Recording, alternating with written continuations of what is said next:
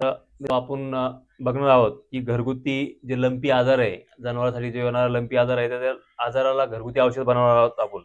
तर मित्र, याच्यामध्ये आपण एक अंदाजे 1.5 किलो पाला घेतला आहे आणि 1.5 किलो पाल्यामध्ये आपण ते 4 ते 6 कापराची वडी ते मिक्सरमध्ये टाकून घेणार आहोत आणि जवळजवळ 30 ते 50 ग्रॅम तुरटी आपण घेणार आहोत आणि ही तुरटी ह्या मिक्सरमध्ये टाकून सनियाला मिक्सरमध्ये चुरा करून घेणार आहोत. थोडं स्टॉप कर. मिक्सरमध्ये याला चुरा करून घेणार आहोत.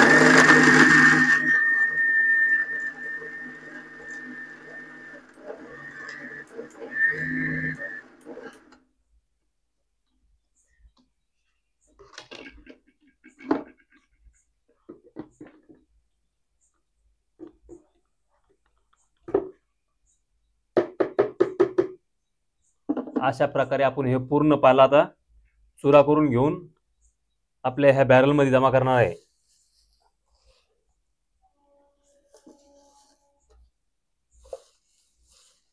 याचा साधारण ते आपण एक 1.5 ते 2 लिटर 2 लिटरच्या आसपास याचं एक घरगुती औषध, जे लंपी आजारासाठी हे रामबाण औषध असणार आहे.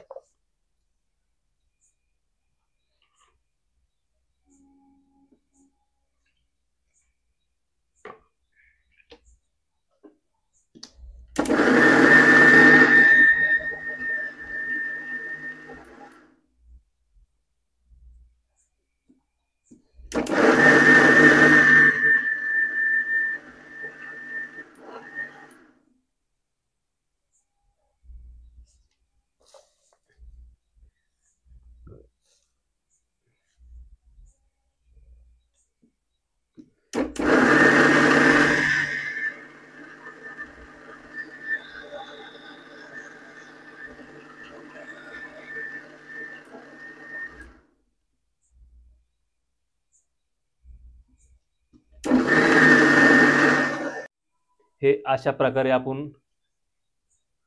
हे निम पेस्ट जे तयार केलंय, तर याच्यामध्ये आपण एक 40 ते 50 ग्रॅम तुरटी टाकली आणि एक 6 ग्रॅम पर्यंत याच्यामध्ये 6 वड्या आपण कापराच्या टाकलेल्या आहे आणि पूर्ण जो निंबाचा पाला होता त्याची आपण ही पेस्ट तयार करून घेतली आहे.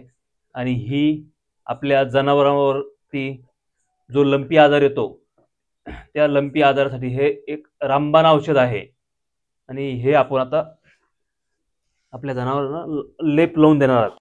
अशा प्रकारे आपल्या गोठ्याच्या शेजारी आसपास जर आपण कीटकनाशक मारलं तर आपल्या परिसरातील मच्छर कमी होतील आणि डास आणि मच्छर हे लंपी आजारासाठी खूप घातक आहे. तर शेतकरी मित्रांनो, रोज संध्याकाळी मिनिमम एक 7-8 दिवस तरी पूर्ण मच्छर संपेपर्यंत याची फवारणी घेत राहायची. आणि दुसरं असं आहे की आपण जो धूर करतो लिंबाच्या पाल्याचा, तो धूर सुद्धा रोज संध्याकाळी करायचा आहे, जेणेकरून आपल्या परिसरातील मच्छर कमी होतील आणि आपला लंपी आजारापासून जो होणारा धोका आहे तो सुद्धा कमी होईल आणि आपला होणारा जो खर्च आहे तो खर्च सुद्धा वाचेल आणि आपले जनावर सुद्धा सदृढ आणि तंदुरुस्त राहतील. म्हणून शेतकरी मित्रांनो, अशी आपल्या जनावरांची रोज काळजी घ्यायची आहे. हा आजाराचा धोका कमी होईपर्यंत हे नियमित आपलं करायचं आहे.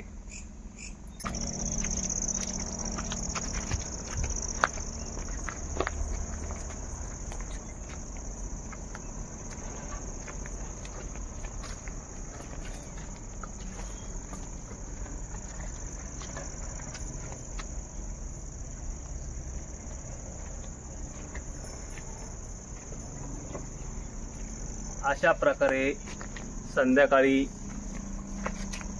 औषधाची फवारणी केल्यामुळं लंपी आजार हा आटोक्यात येतो, कंट्रोल होतो.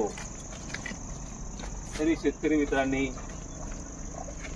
संध्याकाळी दिवस मारता जनावरांच्या गोठ्याभोवती गवतावर याच्यावर जर फवारणी केली तर लंपी सारखा भयानक आजार हा इथेच कंट्रोल होतो, जेणेकरून इतर मोठा खर्च शेतकऱ्याचा होणार नाही आणि आपले जनावर सुद्धा सुरक्षित राहील.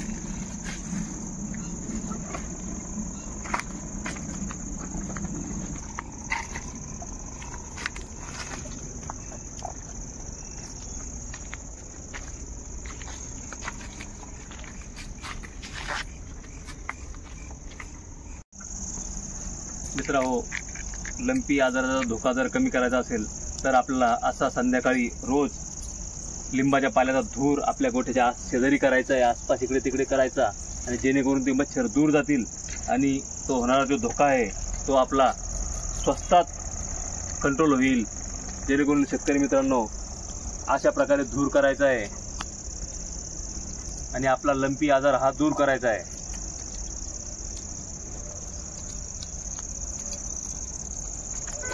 आणि हे फक्त संध्याकाळीच होतं, दिवसभर तुम्ही त्याला कंट्रोल करू शकत नाही, पण संध्याकाळी नक्कीच ह्या अशा पद्धतीने कंट्रोल करू शकतो.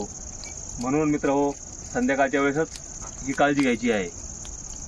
मित्रहो, अशा प्रकारे हे बघताय तुम्ही, पूर्ण परिसरामध्ये लिंबाचा धूर झाला आहे आणि त्या धुरापासून आपल्या जनावरांची काळजी घ्यायची आहे. त्यात दुग्ध व्यवसाय जनावर जे दुग्ध देणारे जे जनावर आहे तर ते जास्तीत जास्त आपल्या लंपी आजाराला बळी पडतात आणि मच्छरापासून डासापासून जे त्यांना आजार होतात तर ह्या अशा धुरामुळं 100% नायनाट होतो. तर मित्रहो, रोज संध्याकाळी घ्यावायची काळजी अशा प्रकारे आपल्या जनावरांवर आपण करायची आहे, जेणेकरून आपला होणारा जो धोका तो इथेच कंट्रोल होतो.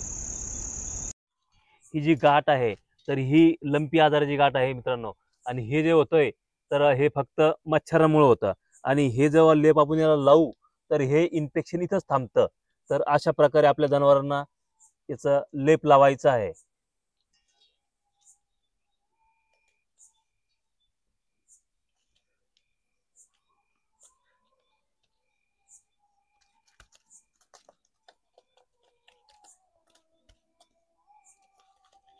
आणि सर्वात प्रथम आपल्या ज्या जनावराला लंपी आलाय तर ते जनावर दुसऱ्या जनावरांपासून दूर करायचं, जेणेकरून बाकीचे जनावर हे शाबूत राहतील.